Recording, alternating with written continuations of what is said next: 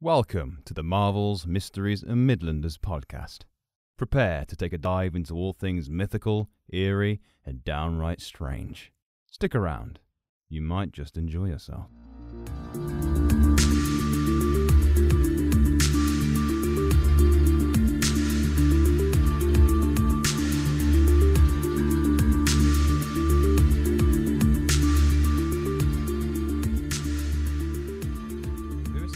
Here, a fun fact. In 2008, Peter requested Ben & Jerry's use breast milk instead of cow's milk to make ice cream.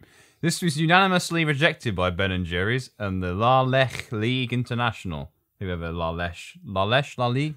Hot chick titty milk bonanza. Wow. Who wouldn't want to try all natural Ben & Jerry's Vermont's finest hot chick titty milk bonanza ice cream?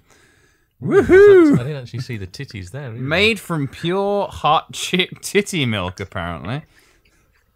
Lewis, thank you for your first fun fact of the day. We're starting the shaft in reverse today.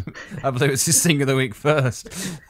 So hello everyone and welcome to Marvel's Mysteries and Midlanders. That's a hell of a way to start the episode, I think. How are you all doing? Hope you're doing well. I'm James Alexander. I'm joined by... Hello, I'm Adam. Dally. And that guy is Lewis.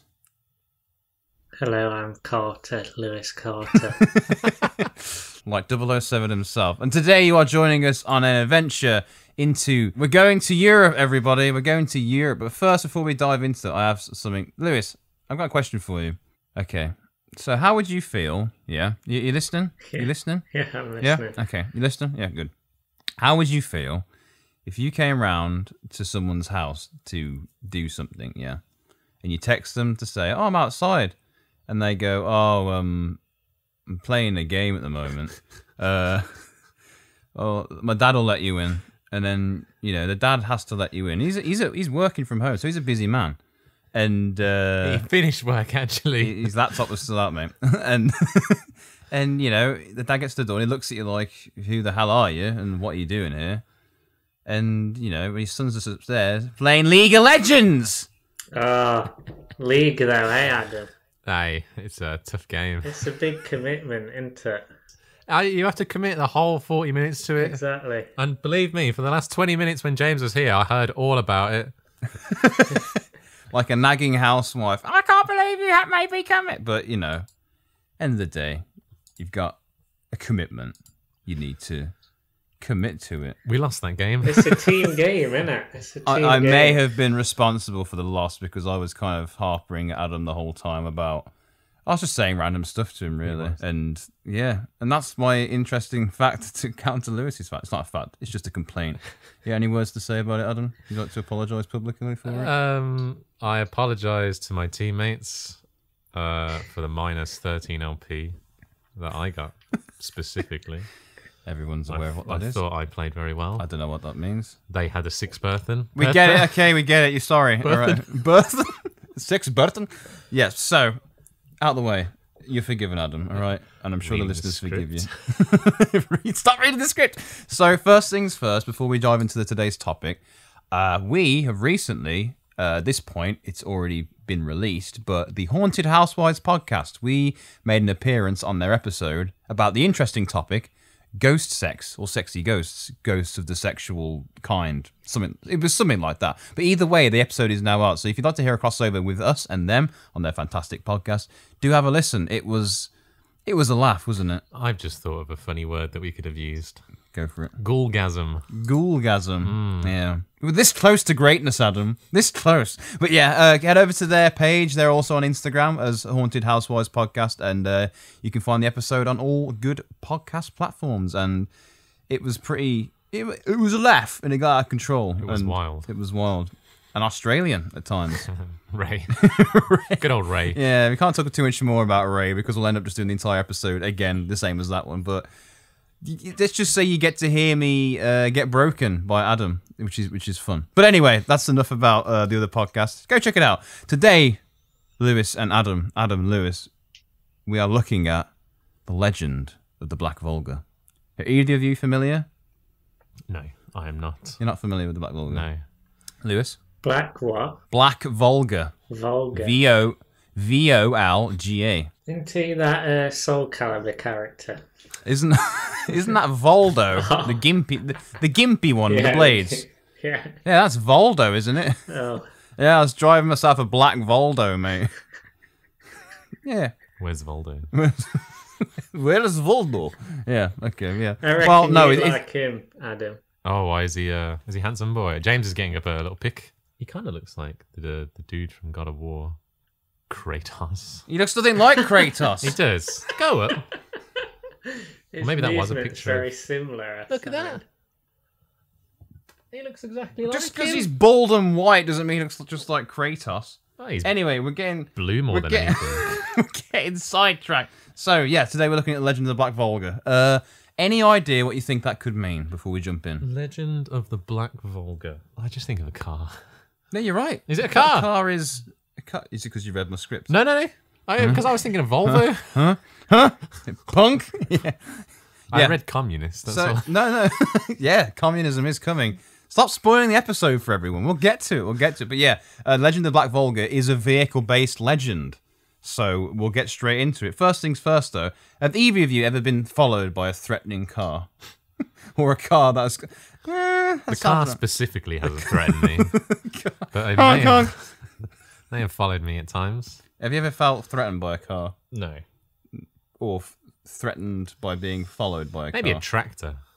They are often threatening. Ominously following you. Okay. How about you, Lewis? You ever been stalked by a vehicle? Not necessarily stalked, but sometimes I feel a bit vulnerable when I'm cycling and there's like cars coming close. Well, maybe if you stayed in the correct area. You know. Didn't tell me he was a cyclist. I know, I forgot. You're the bane on humanity, Lewis Carter. I do not. We like have you. as much rights as cars. All right, okay, yeah, I'll take that. Okay, but yeah, so today we're heading to Eastern Europe, to the communist bloc, to the lands of the hammer and sickle. We are going to be heading to the snowy streets of Poland and beyond. So, Lewis, I think you will be interested in this particular legend, and if you're not, then I guess I just don't know you as well as I thought I did, which is sad. But yes, so this legend, we bear witness to the legend of the Black Volga. As it stands, I am led to believe that this was popular in Eastern Europe and the surrounding European countries, but it's also an urban legend, not just a legend, it's urban legend. Do either of you know what the USSR stands for? I should know. What? Does garlic have any reference to you? It's my alarm. It's called garlic because ages ago I set it up as I was cooking. So I set an alarm to put garlic on something. And for about a year, it's been just garlic on my phone. I didn't even hear it. So garlic. But yeah, back to it. So do any of you know what the term USSR stands for? Let me guess. United Soviet Society Republic. Yeah, you're close. You're close. What did you have, Adam? I had the Union of Soviet. Don't read my script, man. I'm gonna have to get a special tablet to hide it from me. Because yeah, it's the Union of Soviet Socialist Republics. Apparently, I say apparently. That's what I was told. But when I was younger, I used to think it was the United States of Russia. I think it is. United States. Sov Russia. So yeah, I mean, obviously I knew that wasn't correct, but... This is during research, wasn't it? Yes, it was. What is a Black Volga? Well, let's start with a very brief tease. Let's just say the Black Volga is the name of a particularly sinister vehicular anomaly. I say anomaly loosely as some tales are painted more in a supernatural light than a real-life threat. But all will come clear. During the late 50s to the 70s, three particular kinds of vehicles were widely used in the Soviet Union. The first two being the Gaz-21 and the Gaz-24, also known as the Gorky automobile. Gorky? Gorky. What a word. What's up, Gorky? It's like an American high school nickname. Gaz as well. That's like... You're right, Gaz. Right, Gary. Nice to meet you, mate. My name's Gorky. How you doing? Have a good day? This is my brother Gaz. This is my brother Gaz. My name's Gorky. Hello. That sounds like a Gorky voice as well. Gorky. What Soviets sound like? Oh, this is my cousin Gorky. Hello there, I'm Gorky. Nice to meet you, Gorky. Would you like some borscht? I don't like Gorky. Gorky's. Would you not be interested in Babushka. babushka? My babushka, Gorky babushka. Yeah. We're getting invested in There we this go. now. Gorky. Yeah, so that's Gorky. That's the Gorky. So the Gorky Automobile, that was a nickname for the Gaz 21 and Gaz 24. These particular cars, and this will come into it later, were especially popular amongst the communist elite. So the big boys, the upper class, the badmans. Batman's. Yeah, yeah. Did Stalin have one? He definitely rode about in a Gorky Gaz mobile. I don't know any I don't know Russian any dictators. I don't know any communists these days. The other vehicle that made an appearance was a vehicle used mostly by the rich and officials during the time, called the Limousine 24. These are recorded as the main culprits whenever the Black Volga made a supposed appearance.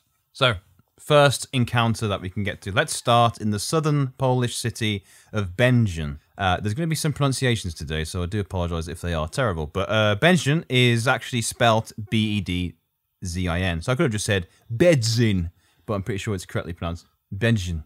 Będzin, mate. So yeah, so we're in Będzin, 1977. On a humid day, the denizens of the city were visiting the local castle and the surrounding hill. At the same time, there was construction taking place next to the castle, so as you can imagine, it wasn't a quiet afternoon. To add to the sheer amount of noise, many of the family's children had broken off from their respective families to play together. This is where the sinister forces at play began to appear, starting with a lone nun who emerged from the castle, greeting and welcoming the crowd to the castle. As she moved through the crowds, she approached the group of playing children. After blessing them and a brief conversation, she took one of the children by the hand and sang to the child as she led them to a small empty house behind the castle. As they approached the empty house, a group of men emerged from the house, and without a moment's notice, the nun handed the child over to the mysterious group and left to return to the castle, singing as she went. Just a nice little exchange. Here you go, mate. Here's a kid. Here's your child. Take the boy. It has a limited edition blessing as well. Oh, yeah. That one's for you, mate. Here's a song as well while I'm at it. Yeah. Enjoy it. And she just strolls back into the wind. Very poetic today, Adam, aren't you? As the child was taken inside, some of the men sat outside in a black Gaz 21, the Black Volga. After some time, the men had emerged from the house without the child, carrying a small suitcase. What? What's the kid? Was he in there? There's the kid in there? suitcase. No. Give it a shake just to see. Are you okay in there?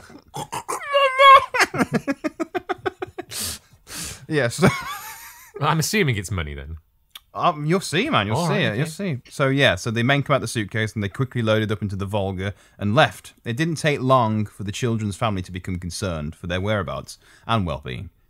Before long, a search party began in the area. People were questioned, and eventually somebody decided to focus on the playing children. Before long, they were told that a nun had taken them away behind the castle. The first perturbing fact was that this particular nun had led the child away and was nowhere to be seen. In fact, in some versions of the story, there were no other nuns in the area, let alone the castle, and in others, the convent had no idea who they were talking about. Like a ghost nun. Wow. It's interesting, this story, because this particular urban legend, it goes into the supernatural, but it seems to be more focused on real-life threats, or organisations almost. Oh, yeah, like organised crime. Sort of, but also... Child trafficking. You sound so fed up of that term. Now you've, proclaimed that. Do you want to follow up with anything? Kidnapping. Yes. So, the search party followed the path to the house. They finally found the location. The house was growing darker in the evening light. The concerned family entered the house with ease, but the inside of the house was completely empty. It wasn't dilapidated in any sense of the word, but there was no furnishings, nothing at all. So, imagine that. Because, when you move out of a house, Oh, yeah. and you see that when every room is empty, it's really weird. Mm-hmm. So imagine just storming into a building and being like, Oh, yeah. okay. This wasn't on the agenda. I wasn't expecting this today. Before long, searching the house, they came across the body of the child. Oh. The child was dead. But nobody was sure of what actually happened to the child, as there was no signs of mutilation, a struggle, or even violence at all. All they found was a single pinhole in the child's arm. Further examinations of the child's body discovered that they had been completely drained of blood. So yeah, the child's body was completely drained of blood. All they found was a pinhole in the arm. Ooh. So the suitcase was full of pints of blood. Full of kiddie blood, yeah. It's quite a long way to donate blood. I mean... Involuntarily donating it. Yeah, I mean, obviously, I'm sure in the 70s, donating blood was still a thing, right? Why do they want it? Why do the strange men and the nun want it? Well, that will be coming, but if you had to think of it right now, I'm thinking what like, theory would you throw out? Some kind of like satanic cult right now. Okay, The blood of a child, the singing of the nuns. Nuns are always satanic. Bring forth Beelzebub! I don't know what they'd use it for. Either that or they're making smoothies. Or do Because why a kid could get blood from anywhere, surely. Little kiddie smoothies. Little kiddie smoothies, my favourite. And why that's did true, they have Lewis, to but- drain so much? Why couldn't they just take it a little bit? That's up to you, mate. That's Fill up to your you to boots. decide. Fill your boots. Yeah, might as well get... If you're going to steal something from a child who, you know, you're going to plan on killing, you might as well just take it all. I mean, that's obviously a very, very grim thing to say, but, I mean... We just got a nice insight into James's mind. Yeah, but did they plan on killing him, or was it a mistake because they took too much blood? Well, the reasoning that comes up, we'll go back to that question because it's a good question, Liz, and I appreciate it, but we'll see what you think when we get to the possible causes of why they were doing it. So this story had been recounted by a witness who also tied its similarities to other cases. One taking place in Katowice, another southern city where a child's body was found in a waste disposal site, again completely drained of blood. This wasn't the only account to be recorded thanks to Norbert Poos in 1978. Are you okay, Adam? Norbert Poos. That's not his name. It is! Look, it's spelled P-U-S-Z. Is it I googled it, isn't the it pronunciation, it was Poos. Isn't it like push? Oh, maybe it's Norbert Poos. Norbert Poos. His name's not Poos. Why is that so funny, Adam? I can't possibly see why you'd find it funny. Oh, just characters in the world, eh? Yeah, so Norbert Push. Norbert Poos. Mate, I'm sorry again for any terrible Polish pronunciations. I'm trying my best here. I've never even spoken to a Polish person. I'm going to get a second opinion on this. Yes, Adam is me. He's a... You've got Adam's. You've got a Polish friend. There I you have go. a Polish friend, and you're yes. going to. Can you interrogate her for me? I will So interrogate her. you And can- I'm like, how do you say this name? And if I say it's Poos and she hits me, then I'm blaming you. That's fine. I'll accept. I'm saying it's Push. Something like that. Norbert Push. Yeah, it makes more sense. But yeah, the one translation I did find said Poos, so you know, sue me. So that was in 1978. He was a carpenter in Katowice. He recalls seeing a priest and two nuns who arrived at a particular house in a Black Volga once more. The child was taken from the house, and 2 days later they were found drained completely of blood once more under a bridge in Myslovice, a neighbouring city. So again, nuns, Yeah, there Black is- Volga, drain blood. don't know if the nuns are being like recruited. I can't imagine they would. They have like quite high morals. I mean, I personally think if they're nuns, they're satanic nuns, like you said. But also, I think it's more of a cover because in some communities, you think you trust a religious figure, don't you? you think the nuns are posing as nuns and not actual nuns? Yeah, for sure. That's what I think okay. because it's a trusting figure, especially. I mean, Yeah. obviously now since the revelations, that priests aren't quite as nice as we. Yeah. Not all of them, obviously. That'd be harsh to say. All priests are Oh, what, James? diddlers. But it has come to the attention of many that some were. But yeah, what I'm saying is that figure of the respect trusting, was that figure of trust was used, position of trust, sorry, to the advantage of certain people who did wrong. So what I'm saying is it's easy to kind of go, oh, I'm a holy man, come with me, drain the blood. Come with me, child. Yeah. You'll only feel a little prick. don't know. Can't get in the gorky. Yeah, let's keep Not going. the one you may think. No. Okay.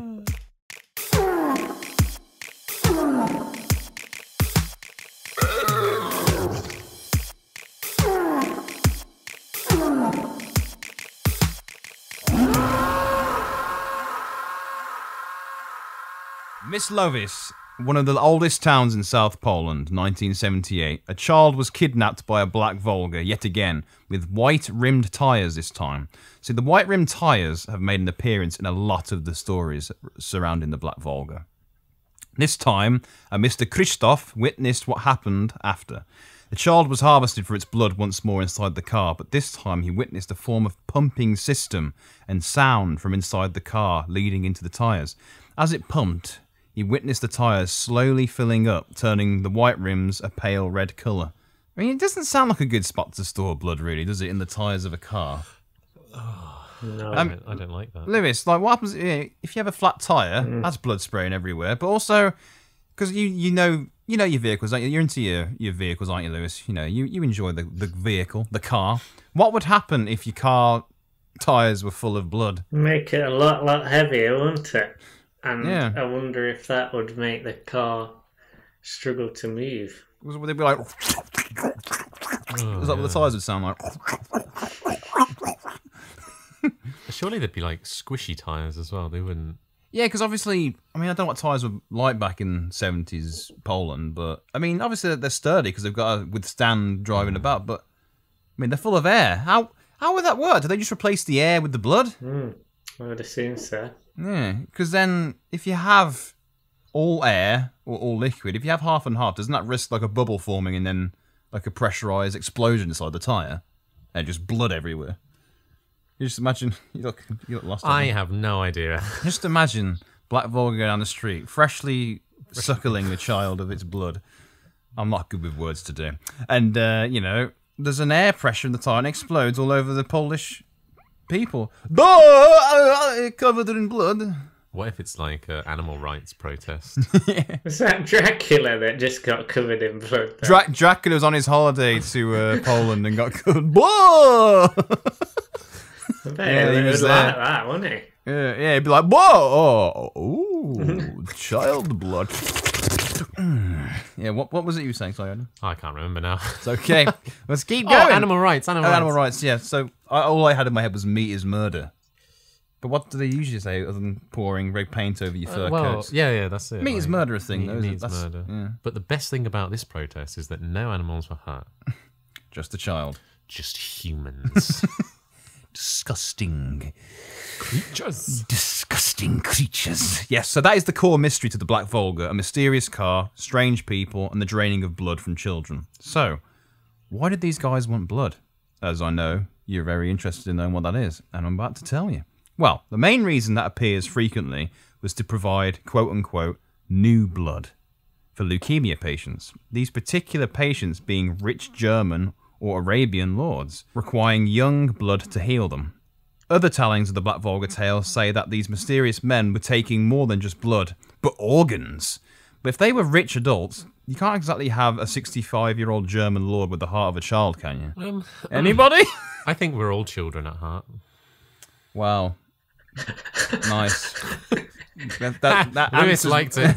Lewis liked it. That really answers my question. But I'm saying, you can't have a child's liver inside a fat old man. Oh, yeah, I really like my child liver. That is good, yeah.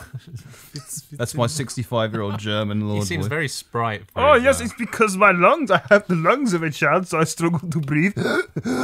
But also have the knee joints of a child. So now I've got the image of a real fat old German guy with tiny child's joints. legs. Or just like he's got massive calves and it just goes inwards to his knee. And he's just got the tiny patellas. Sometimes I feel the pressure on my knees, but I don't think it's that bad, yeah. Just looking like the Michelin Man. Yeah, Michelin Man if he had really slim knees and harvested children's organs. Yeah, I can imagine that. And they make tyres. And it's actually one big Michelin scheme to sell tyres by harvesting the organs of children. What a PR in scheme. Eastern Europe. Guys, you nailed it. Well done. Well done. Proud of you both. So they're harvesting children's organs, and let's be honest, it's not really unheard of. I mean, what are you laughing at? It's not. I haven't really heard much of child's organs. That's not children, but organ harvesting in general is a thing. I mean, there was that whole thing in China, isn't there, where they were doing it, allegedly doing it to... I feel like every time you tell me like this worldwide news, I'm just completely oblivious. Really? Fuck you. Well, it's a bit mad, isn't it? The world is more devastating than you realise. I'm sorry. I don't get the tyre thing. That confuses me. I don't get that either. It's an elaborate plan to sell tyres. Look, we can fill them with blood and they still work. Imagine how good they are filled with air. Come and get some. How do they efficiently get it out? You know the air hole on your tyres? Yeah. Just open that up, mate, and squeeze it. Or they just stab the tyres, rip it open, get the blood out, they replace them. Yeah, they're creating their own economy. Put it in a jar. Put it in a jar. What's wrong with you? Put it in a jar. Probably more clean as well. Imagine all the rubber going. Oh, no, What's yeah. in there? And they want to put it in leukemia patients. Yeah. Have you not heard that carb, dirt, and blood mixed together is like an anti-leukemia cure? Of course. It's one of those old wives' tales. It works. It sounds like southern... they don't have proper receptacles to carry the blood in if they're having to use suitcases and tyres. Yeah. I mean, I don't think it's a suitcase just full of blood. Like, you open it, it goes out of the suitcase like that. But drips from the bottom. Yeah, there's something dripping out your suitcase, mate. I don't know why he's Cockney again. There's something dripping out of your suitcase there, Teter. Oh, no, don't look, no. You just can't get his words out. Yeah. But yeah, I can see what you mean, Lewis, but I'm assuming that they're in like blood pouches inside the suitcase, or like it's like a chilled suitcase, rather than just a suitcase literally full of blood. Imagine trying to close that without making a mess. It'd be like, okay, here we go. Clip! Oh. Get ready. Otherwise, it's like Transylvania. Get ready. I know, I'm very sorry for my terrible Polish accent. I should have had more time to prepare it, but it's just your standard Eastern European schlock, and I'm sorry. You're an absolute clutter of an accent. All of you. Your accent offends me. In another southern village called Stromos Wyzen, they had a similar situation. Children were offered chocolates by a quote-unquote kind lady. At the same time, young women were being hunted by gangs of 3 strong men to be dragged away. The blood that was harvested was taken when they were put to sleep, which we didn't know had happened in previous cases.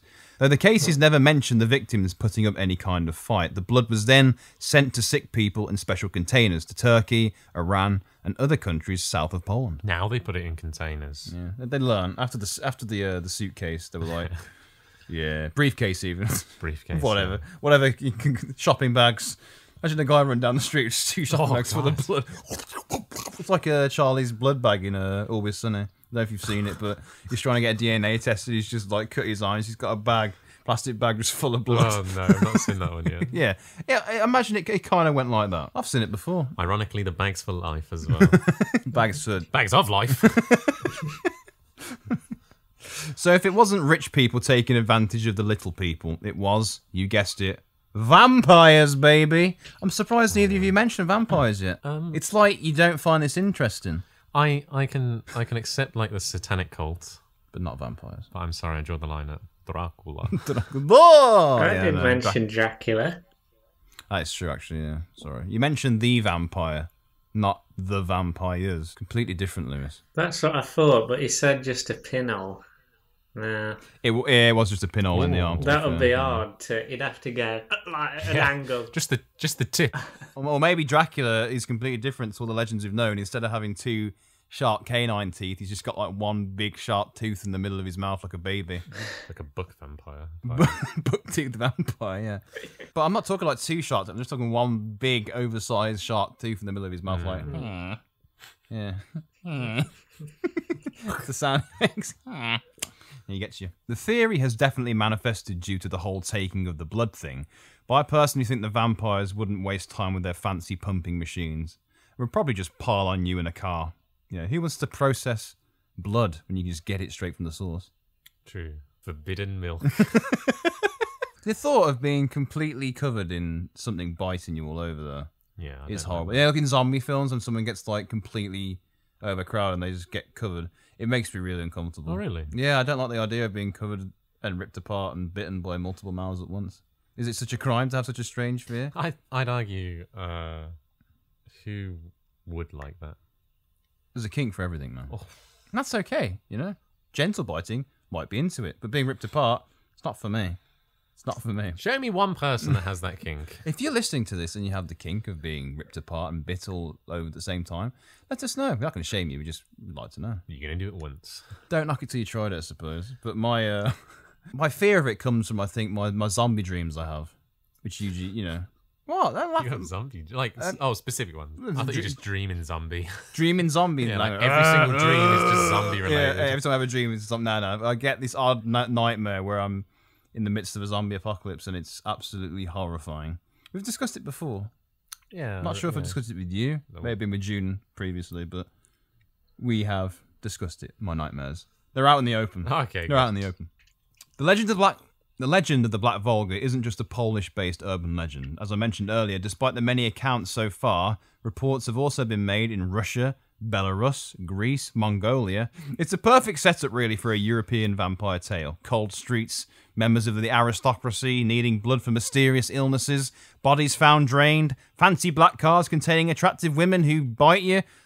Actually, I think that's just my fan. I don't remember that part. Going into something else here. Whew. Sorry, I was getting...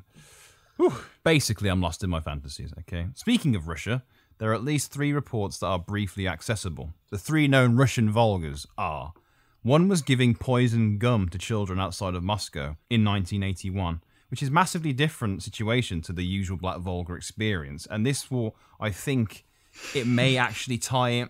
What?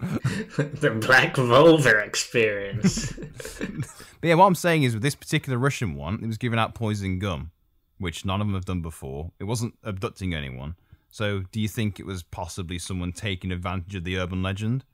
Or it may even tie in to something real life. Well, like a copycat legend.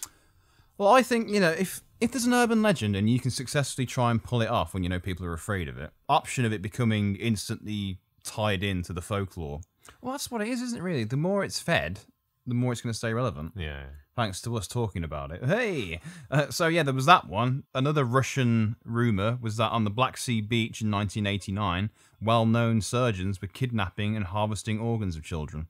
And another one, the third one, was kind strangers taking away children and plucking out their eyes, specifically for the pupils, again, at Black Sea Beach back in 1989. And these were reported by a Alina D. from Rostov. I like how you call them kind. I was going to say, if that's a kind stranger. Well, they come across as kind until they've got their fingers in your eyeballs. Let me rid you of the plague of sight. You're not going to like where this is going, so you may as well just get rid of your eyes. You may not be able to see, but tell people I was kind. At least I gave you antiseptic whilst I did it. I'm not such a bad guy. Shh. Just take it. It's okay. Just take it. It only hurt for a moment. Is that what eye sounds like, you think? Yeah. Like a suction cup. Yeah. Like a cork from a bottle. Hey! Do you think there's a bunch of other guys in the car while they're doing it? He's there going, get them out, and he pops them out, and they'll go, hey! Good job, Andre! Eyes are just champagne bottles, aren't they? I'm not sure if they... I'm pretty sure they are. Okay, I didn't know there was, like, a white substance behind your eyes. Drink it and get fucked. This eye blood's great, mate. Tastes a bit rubbery, though. It's been those tyres. Yeah, did they think they put the eyes in the tyres as well? Boom, boom, boom. There's a You joke think to they be made shoved there. What, eyes in tyres? Tied eyes. Oh, nice. Very good. Very good. I can hear Lewis snickering in the background. Lewis is snickering means you've done a good job. Yes! Ow! So, what happens if you somehow escape the Black Volga or even fight back? Because so far, the stories have told of people being abducted, no struggle really, and then they're dead. What do you think would happen if you fought back? How many people are there? What, fighting back or in the car? In the car. So Well, you gotta have a driver. I'd say there's someone one in the back. driver and there's one dude who's doing the sucking. Maybe The donoring. the deed. The deed, thank you. And then maybe someone in the passenger seat. So let's say like It's 3. max 3 people. Yeah. I don't know. I think I'd just run, Fair play. Yeah. provided I still have my eyes. You can still run without your eyes, man. It's I'd just probably run into something. it's a lot harder. Hard mode. I'm gonna get away from you guys in hard mode. Here we go. Have these while I'm at it. Yeah.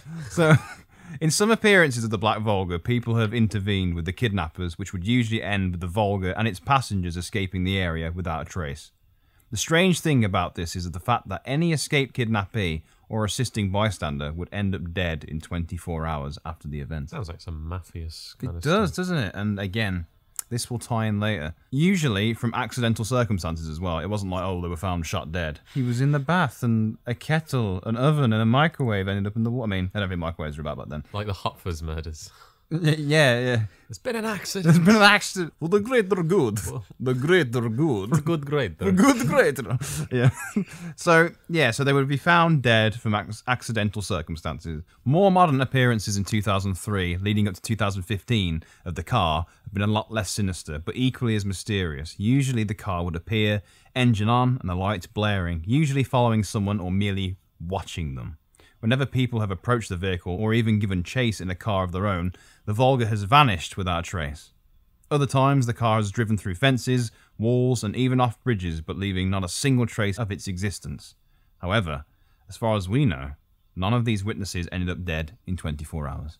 So maybe they're just like sanitizing the legend as they go. They're like, okay, we can't do the kidnappings and the organ harvesting anymore, but we can still shit you up by staring at you from a distance. Oh, so like the threat of it rather than... Remember us. Oh, yeah.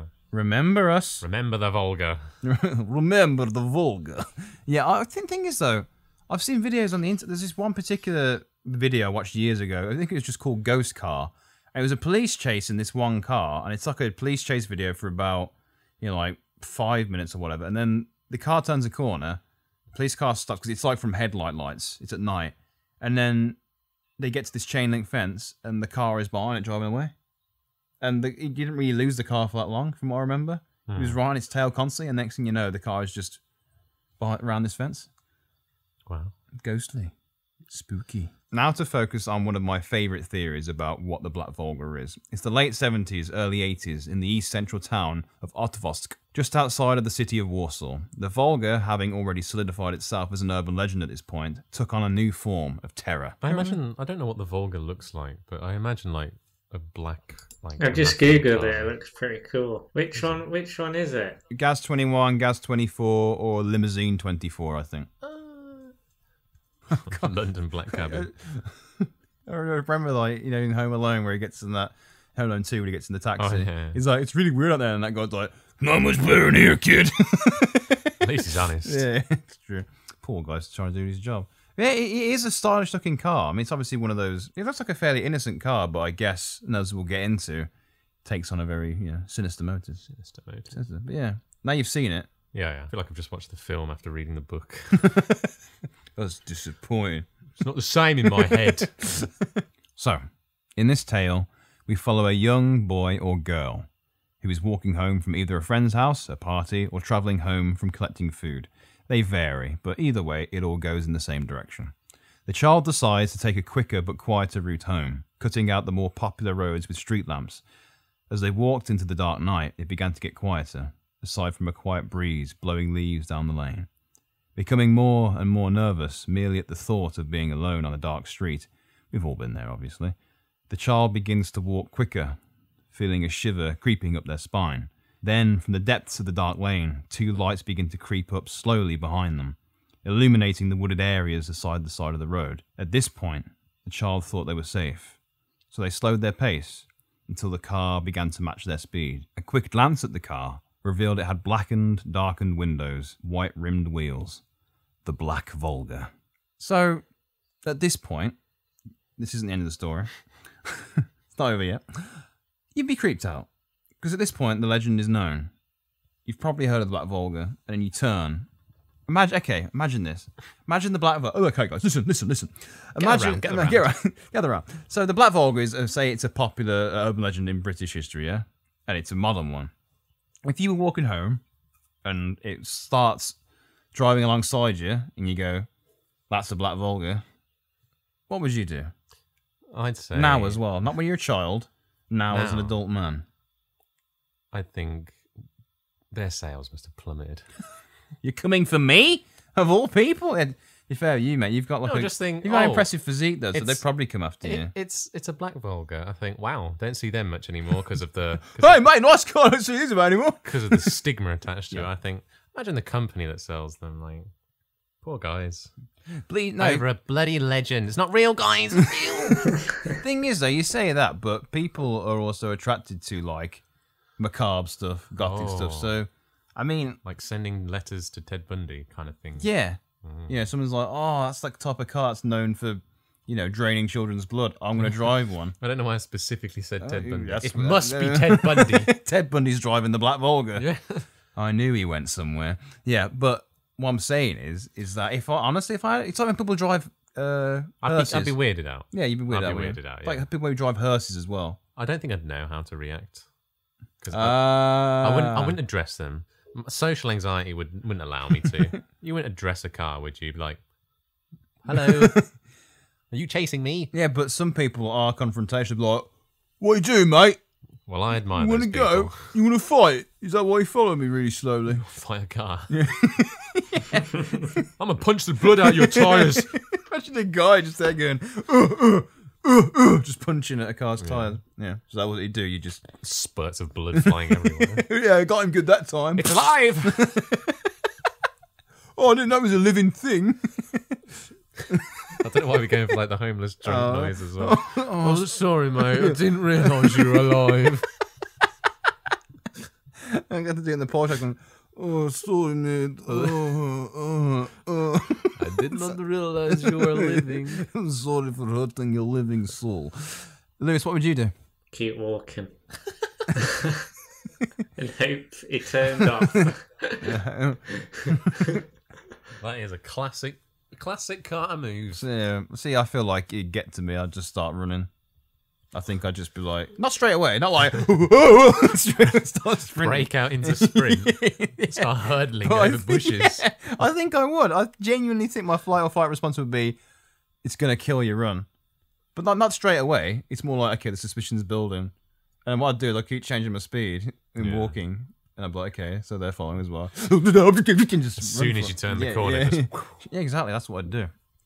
So the child started to pick up the pace, and the car followed, until they were sprinting up the road, dropping their goods as they went. They ran and ran, with the car engine blaring right behind them, until they were in complete pitch blackness. The car had disappeared, but so had everything else. Until the headlights appeared once again, doing a jump scare right in front of them. Frozen with fear, the child could do nothing but wait for what came next.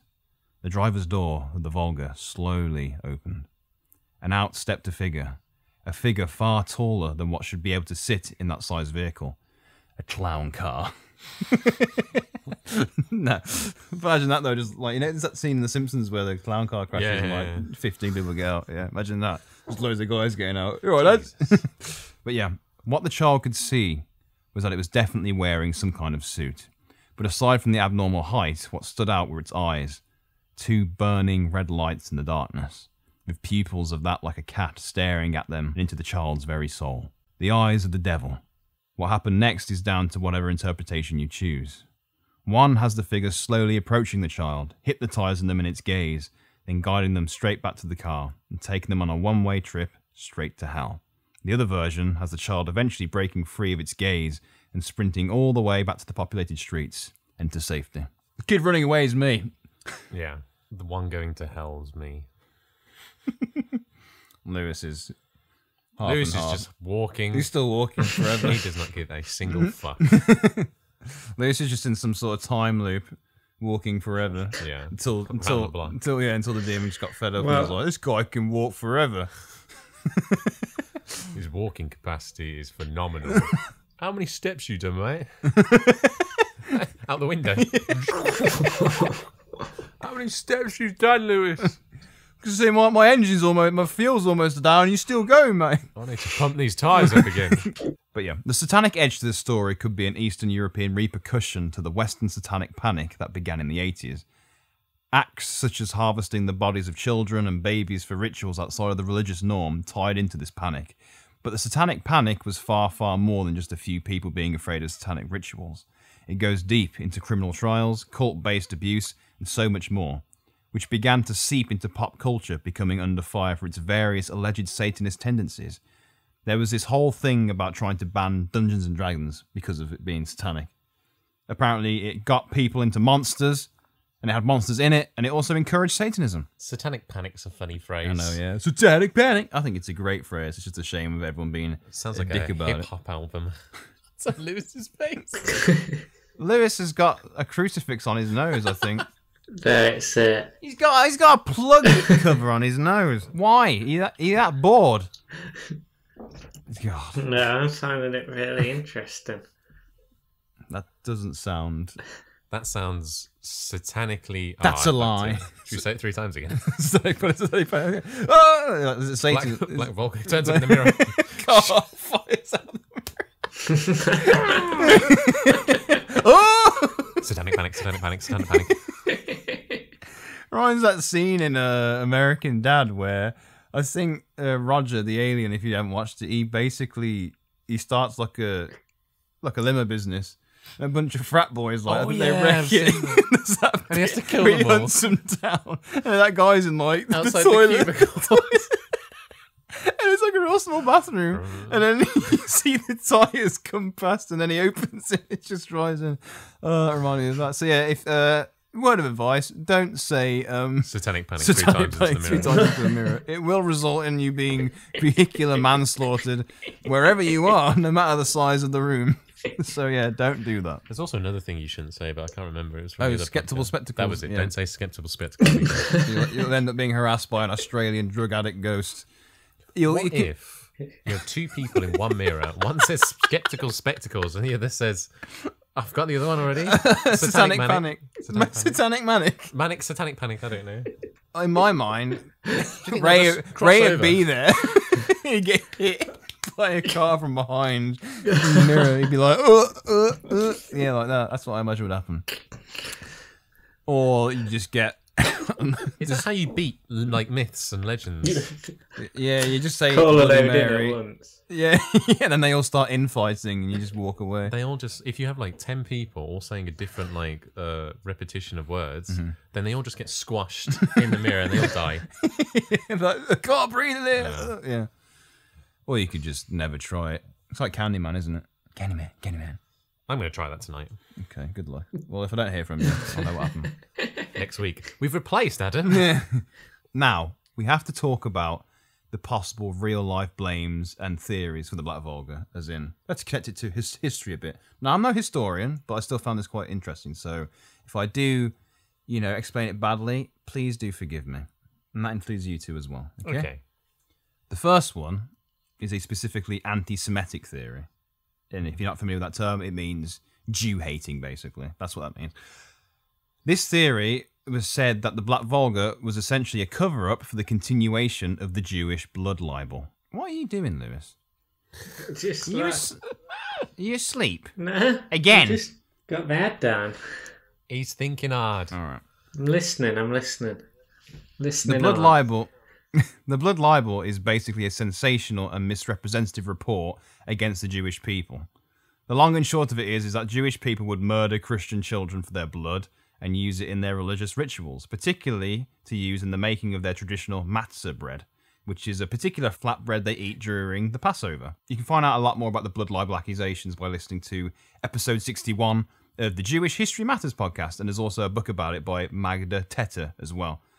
I can attach the links in the description because it's probably far better you go and look into it that way. Unfortunately, the Jewish people have been dragged into it with a ridiculous claim that they're harvesting that they're apparently harvesting children for their blood to make bread, which just sounds so stupid. But, there's a lot more stupider things out there, I imagine.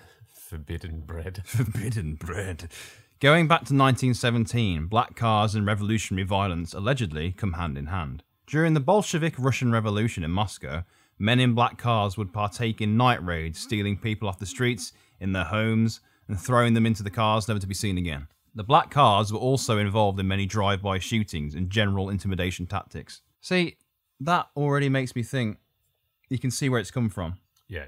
So the black car has gained this really infamous... Notoriety. Yeah, exactly. And then, it's still being talked about because it's the same cars. It's the Gazes. It's the Gazis, mate. The Gorkies. You know. So, Fucking Gorky. So it makes sense that it would continually, from a real life awful legacy, it's continued in the supernatural sense almost. Yeah. Now moving on to what I personally think could be the main reason it's still about. This could potentially be the root cause for the Black Volga urban legend. So during the communist leadership, the people themselves wouldn't be able to afford the vehicles like this at all, as we said at the start. So seeing a working class person driving a Gaz or Gorky would be a strange sight. The large limousines that officials used, known as Vulgar lines, and there you go, were only owned by the government leaders and secret police. Starting with the secret police, this could be a solid point towards the abductions of people who were never seen again. People who were abducted could have been enemies of the state and were being captured by the secret police. KGB. Exactly, Lewis. Well, actually, this wasn't the KGB. This was the NKVD. If you think about it, people dying after challenging or escaping them is probably what the secret police, exactly did after a failed arrest, or tying up loose ends, so to speak. So it ties in again, you know. You mess with the secret police, they'll probably kill you. And then if you mess with the Black Volga legend, and you supposedly die after 24 hours, it makes... Yeah. It's a very similar... Piecing the puzzle together. Yeah, exactly. The story that children were abducted had a lot more sinister possibilities.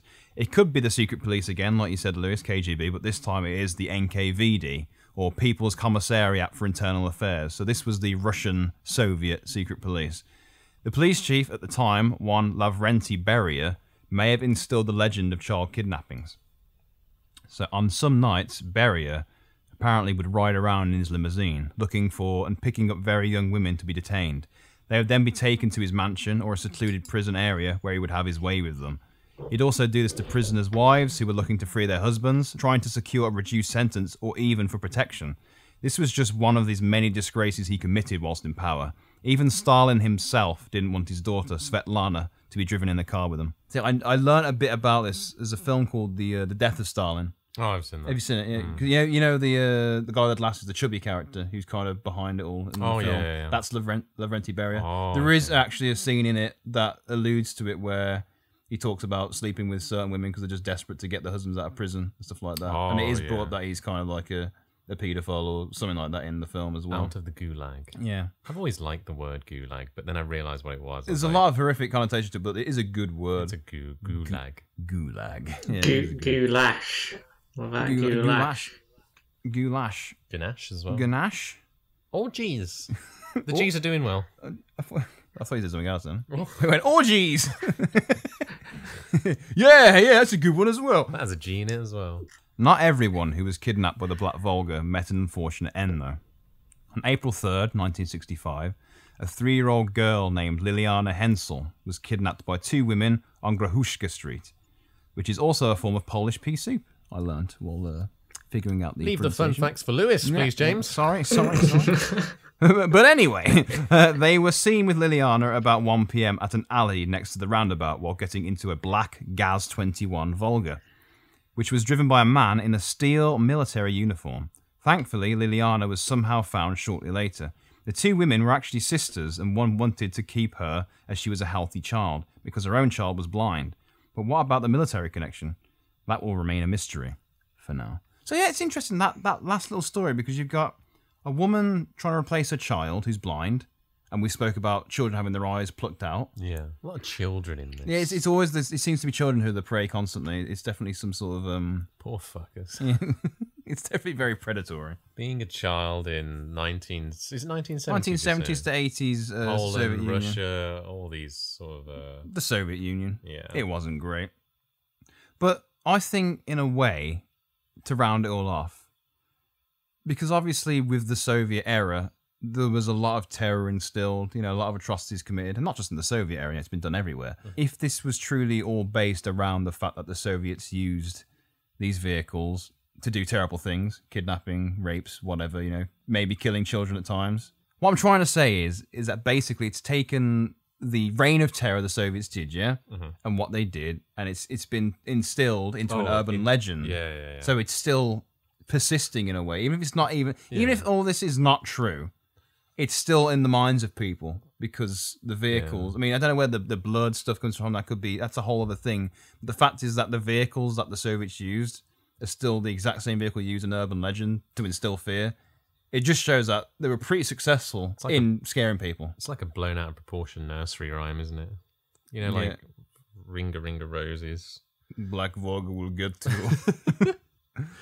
And like it's probably character building. That's what they always say. It's character building. It's character building. You get kidnapped and Don't drained take of life blood. so serious. You get kidnapped by a devil in car. It's just character building. You'll be fine. You mean you'll be dead, but you'll be okay. Yeah, this is why you see like Russians like invincible. They're actually Russians are actually invincible. They fought the supernatural and government conspiracies. They can take on anything. And it was all while We're they very were proud of kids. you. And when you're kids as well, yeah. Us British kids are just pasty weaklings. I mean, okay. We're not kids either, they're actually adults now, so it's even more embarrassing. But yeah, guys, that is the Black Volga legend overall. Wow. What do you think of it? I've been scared of a car before. Not be scared again. But I think I will be now. Of all black cars. Is that a Volga? Nobody got run over, did they? Well, obviously. So you've just got to be afraid of the people inside of the car. That is a silver lining. That's a good point. No one did get run Oh, over. whoever was driving the Volga was expert. They were a good wheelman. Yeah. The thing is, though, is why'd they run over the person who they want to harvest for their blood and, organs? Yeah. Don't want to basically, you've just got to walk or run fast enough so that they don't feel like they can get out of the car. Yeah, just stand in and front of the catch you car all the effectively. time. They ain't gonna run you over. You can't get me. Come on, let's go. Go on, run me over, mate. Dare you? You want this liver, do you? Well, you have to crush it first. Yeah. Okay. Well, I'm willing to take that. I personally think, like, as I said, I think it's a big repercussion from the days of the Soviet Union. I just think the memory of the abductions, the state of fear has just kind of lived on in some shape or form. Crazy times. So then, thank you everyone for listening to our take on the legend of the Black Volga. Up next, we have Lewis with his thing of the week.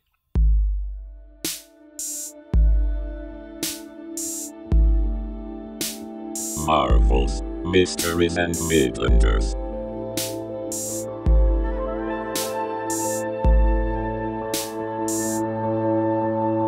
What you got for us, champ? What you got for us? In 1994, so 27 a long years time ago. ago. Yeah. That's how old I am. Welcome, Adam. Welcome. A prison inmate in West Virginia, Robert Shepard, he braided dental floss into a rope as thick as a telephone cord and used it to scale an 18-foot wall and escaped. How much dental floss did he get? That's You'd impressive. think, well, a lot, a hell of a lot. Yeah. They must have thought this guy's got good dental hygiene. I know, yeah. It'd be more question though if his teeth were absolutely rank and they were like, "Oh mate, that floss is not working for you at all." Let's get you some more. Let's get you some more, mate. Here's the entire prison supply. I hope you're not making any rope out of it. I wonder how many years they were collecting, because you'd think it'd take years and years, wouldn't you, to collect? Surely, yeah. I mean, when I've bought floss, it's lasted me ages, but that's probably more down to just my terrible dental state. That's because I don't floss. Not as much as I'd like to.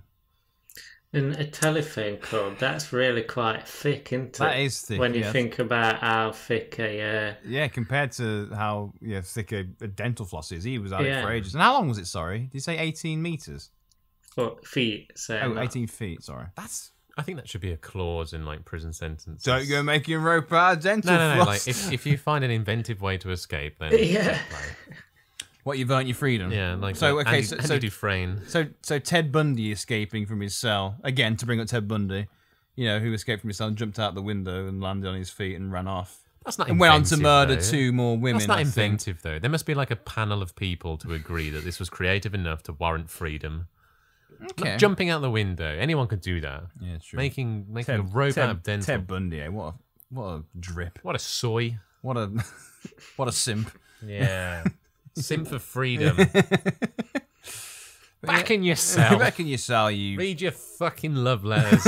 If I was going to be on some sort of panel judging if someone was worthy of escape, I think dental floss rope is up there. Yeah, I'd lay him out. I'll have to sit down and be like, so how long will it take you?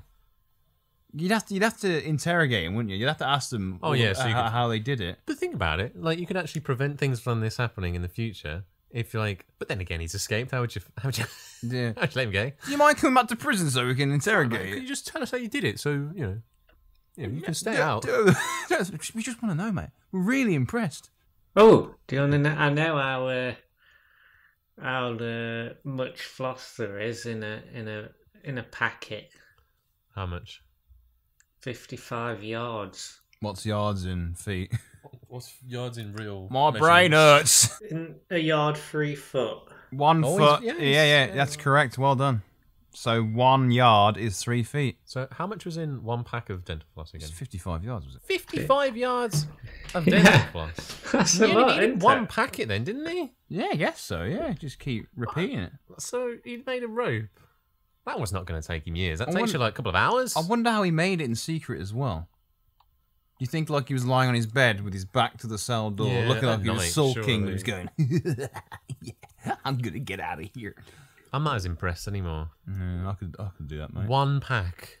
1 I pack don't of know if dental it's floss. 1 pack because it's got to be as thick as telephone cord, isn't it? Oh yeah, I'm thinking about how high the wall is. All right, I'm a little bit more impressed now. I'm a bit disappointed in my own. I know. I can't find what happened to him. I know All if- I can find is that people are now calling him the real life Spider-Man. Just because he made it. Oh, I swear, anyone who somehow defies gravity or just uses rope is the real life Spider-Man. It's. Do you reckon he sang the theme tune? As Yeah, he was he went, scaling da, the da, wall? da, da, da, da. See, if I was But if it was at night, so we had to whisper it. He goes, da, da, da, da, da, da. Does whatever a Spider-Man can. yeah, see, I know what happened. I'd make this rope. I'd hang it. It instantly. I'd hang I'd myself. make this rope and I'd hang myself. Yeah. No, what I would do is I'd get it out, start scaling the wall, and it'd just completely fall apart. And my body would be found covered in shreds of tooth. Dental floss is like tooth quite strong, though. dental isn't it? floss. It is, yeah, but it's strong. But I'm saying like I wouldn't have tied it together tight Oh, enough, yeah, you would've. so it would have just come back into threads, and I would have just fallen to my untimely death, found all crumpled up, covered in dental floss. Fair play. Not a bad way to go. At least your teeth will be clean. That's the thing, Just mate. make sure to try and get like as you're falling, just get some in there. Oh, that's terrible. Fuck me, this guy's got clean teeth. It's all mangled, but I think they look good. And with that, we will say goodbye. Everyone, thank you so much for listening. Thank you to you, Adam Daly. Thank you to you, Lewis Carter. Thank you to me, James Alexander. Thank you, James. So before we go, I'll quickly blast our social medias at you. You want to find us on Instagram, where we post a post daily.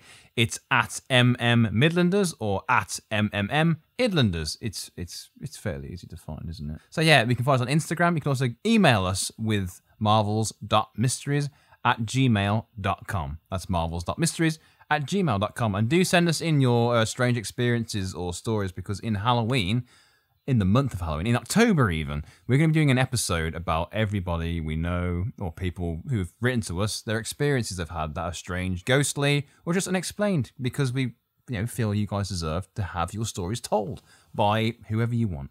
Adam, me, Lewis, or maybe just Lewis, whatever works for you. But yes, do send them in to us, because I think it's going to be fantastic. So until next time, guys, thank you so much. Have a great week. Bye-bye. Bye. Bye.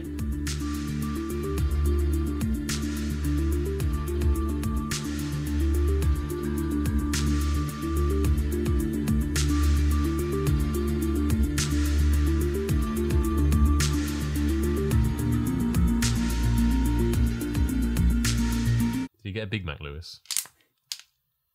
He definitely got a Big Mac.